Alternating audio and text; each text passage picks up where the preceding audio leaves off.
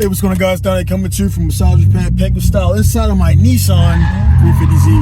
Alright, so you guys have probably seen the last 24 hours a lot of information about well, not a lot of information because they're still trying to figure out what kind of merger is going to be. And also, I posted up earlier about the Honda and Nissan thing, and then I didn't see that Mitsubishi is also involved. So for the guys who are new to the game, just got into the cars, car manufacturers have been sharing things for years. This is not new stuff. For the money, some guys have been failing because they launched, and me and my guys talk about this all the time. The cars that are coming out in the last like 10, 15 years have not interested me.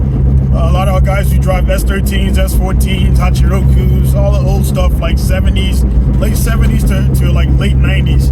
A little bit of the early 2000s mixed in there, like R34 and stuff like that. They missed their mark a lot, honestly, because they went into like the hypercar stuff, almost supercar. And for example, like a GTR, the R35 GTR, it's unattainable for the average guy.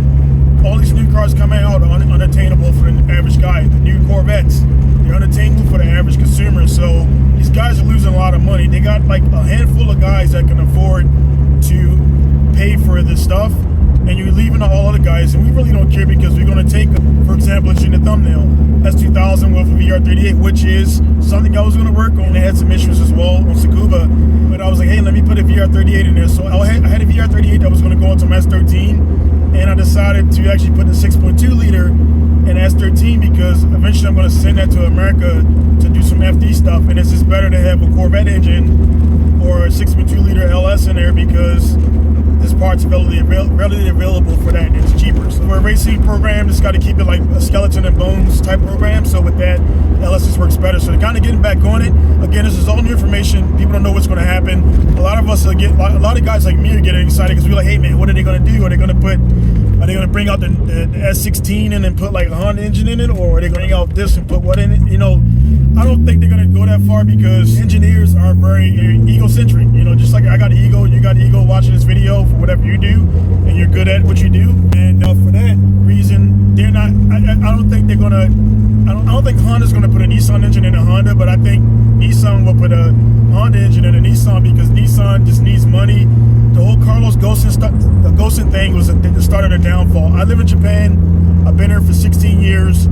I run a business. My business turns 9 years old in January 1. Turns 9 years old. I like Japan for my reasons. I'm from Baltimore. I don't want to go back there or pretty much anywhere in the States. But Japan's like business acumen kind of really capped at like 1979, 1985. They stayed in the same thing. If you come to Japan and go in some of these buildings, you guys, when you watch these videos, you think like June or these shops, big mega metropolis shops, and you get there, there's a little hole in the wall, and they're very antiquated with their stuff. They still run HTSF Con, which is, I don't like it. You know, it's kind of on the par with AEM, and AEM is at least not even a piggyback. So they don't like change too much. They still use fax machine, and I refuse to use fax machine.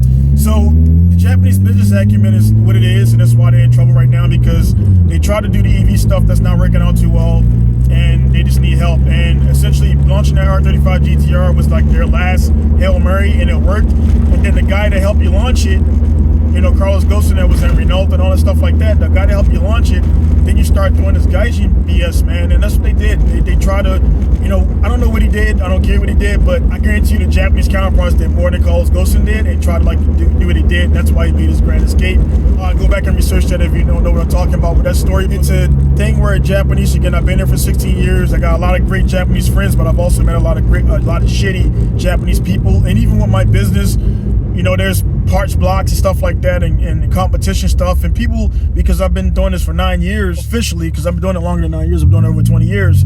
A lot of the Japanese men are just like they don't like a gaijin. They come to their company and win, and that's essentially what I've been doing, man, with a lot of different stuff. And I bulldog my way in. I'm not nice about it, and the only thing that kind of holds you back a little bit is I don't fully speak Japanese. I speak a little bit of Japanese. I speak enough to get around and get myself out of trouble and stuff like that, which I don't get into trouble anyway. But yeah, man, the business here is wild. Japanese are very passive aggressive, but also very proud people. So it's just a thing there. So that whole Ghosn thing was the beginning of the end. I knew it was coming up, and sure enough, not even like, you know what, 5-6 years, it's already becoming a thing. Because I think the Ghosn thing happened during COVID or something like that. I'm not sure. I can't remember the timeline. But anyway, this merger with Nissan Nissan Honda is definitely going to be cool. But again, from guys like myself who do swaps all the time, we got to calm down, because they're not going to start swapping everything into everything. That's not what it's going to be. They're probably going to merge together their sources, maybe do a cool project. I don't know what that's going to spell for motorsports, because you're going to got Honda, HRC, different things like that, and I'm not sure where they're going to merge over. They're probably going to stand in their own lanes. Again, Nissan engineers are pretty solid, Mitsubishi engineers are pretty solid, and Honda engineers are pretty solid. All proven, all have race-winning engines and stuff like that. So it's not like they don't know what they're doing, but at the same time, you know what I mean, times change. It's EV stuff they pushing that, and it's killing people, and also themselves.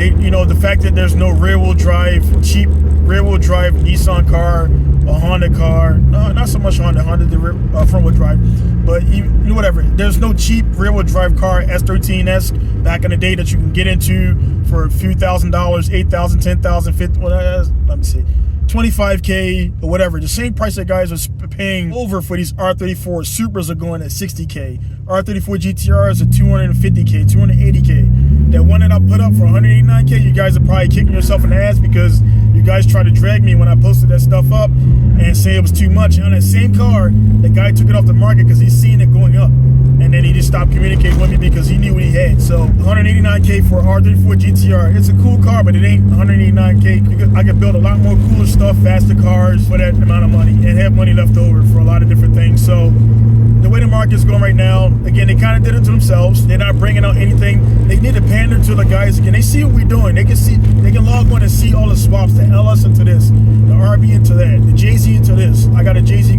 still going into a cappuccino, which I'll get that running and stuff like that. So the industry is changing, man, and they kind of fell behind. And again, Japanese, if you lived here for any amount of time, you go into the city hall, there's paperwork everywhere, it smells like a library. They're just old, antiquated, and they don't get with the times or two. It takes like a Keiichi Tsuchiya or a Daigo Saito, and even after those guys do innovation, still people like, whatever, still we're gonna do our old stuff. So those guys that reach out and Japanese that get into like the Western capitalism type of mindset, those guys make a lot of money. The ones that stay here in Japan and do that, they go out of business, they get consumed, stuff like that, and that's how it works here in Japan. And this again is a guy that's again been living here for 16 years and running business here and things like that. So I'm not speaking out of my ass about this fan, but this is a cool merger, and I think it's going to be something cool for the future. So definitely, man, stay tuned. We'll see more going to come out of this stuff, but this is cool, man. I think this is really cool because, again, it's like, you can't do it by yourself, man. So you got band together, and that's kind of one thing I'm learning with my business, man. I'm really good at what I do, but at the same time, man, I'm really extremely good at what I do. I make a living off of it. I eat off of it,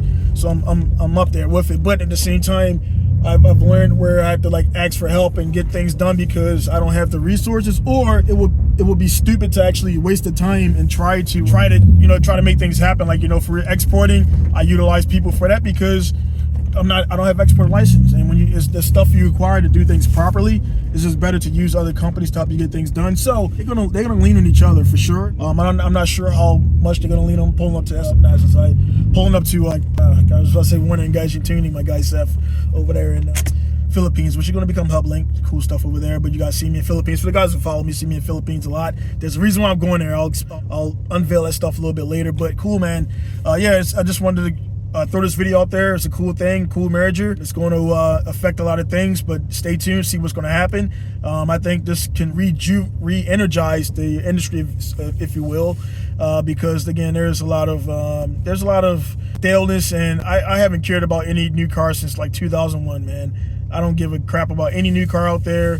It doesn't appeal to me. It's honestly not even as a business, I got money expendable, but I wouldn't spend that money on that. I would spend, case in point, I wouldn't, as much as I'm in the Z right now, the Z's, I got 3 Z's right now, and I'm going to get as many as I can before it goes up. The Z33 is right now the most affordable step-in car, manual. If it's not manual, you can swap it and stuff like that. It's the most affordable car right now to get into and you want to go drifting and stuff like that. Kind of S13-esque. You just pop that fuse out and you got a full manual car. No computers, no slip, no TCS, none of that crap. You got a full manual car, you can go to the track and get business done, and it's good for the beginners out there. Well, to do what you got to do. But there's, the Z6, the Toyota is kind of coming down like 8, 9K. you can get into one of those. But again, that stock power plant. If you're doing grip racing, autocross, great. But if you're trying to do any drag racing and drifting and stuff like that, it's just not going to work for that. It's just not going to work. I mean, you can try to make it work and exhaust your money and all that stuff. It's just not going to work because it's just not going to work. It's better to drop a 1J, 2J in there, RB, whatever, and get it done like that. So, and it's actually, really, believe it or not, from what I've seen, the ZN6 is Hachiroku is really kind of tailor made for that JZ to fit in there. That's why it looks so well when it fits in there and stuff like that. So, automotive industry is whatever, man. It's going to change. Again, we're going to do, the guys like myself and the guys who watch this, we're going to make our cars anyway. It doesn't matter. But it would be cool, man, if like 2 years from now, they come up with a $25,000 car, man. It's brand new, 2026. No fucking rush, you know, new chassis to develop on, so that gives guys a chance to get parts developed and stuff like that. And then like you know, right now for S13, there's 80 companies making the same thing but with their spin on it. 50 of those companies are copying each other, and then like it's the three or four guys that really came out with the stuff initially and were the pioneers, but they just did it in their garage and got it made by another guy. So there's a lot of pilfering and stealing and stuff that goes on. I've had things stolen from me, ideas. I do music. I've had music stolen. So it's just one of those things now. But the information out there and stuff like that, the information is good, but it sucks, man, when you put your stuff out there and it gets stolen. Like I just made the post about the F38 going into S2000, which no crap was a thing, and then I just seen it. I was like, hey man, why hold on to it? I'm not into, it's not top secret, quote unquote, you know what I mean? It ain't top secret, you know what I'm saying? There's VR38 swaps in a bunch of other cars.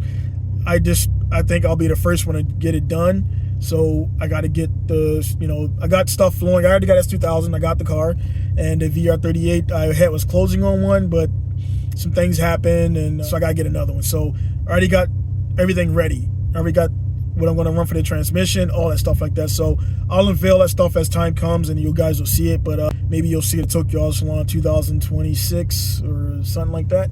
Maybe, I'm not sure which one I'm going to take there, either that or the cappuccino. I think the cappuccino, depending on the buzz I get from the cappuccino, I might take that there. But even Tokyo Auto Salon sucks too, because, you know what I mean, just like my guy Kazuma, we're friends, and he just posted it. So now Tokyo Auto Salon is not a surprise anymore, because people are posting everything now.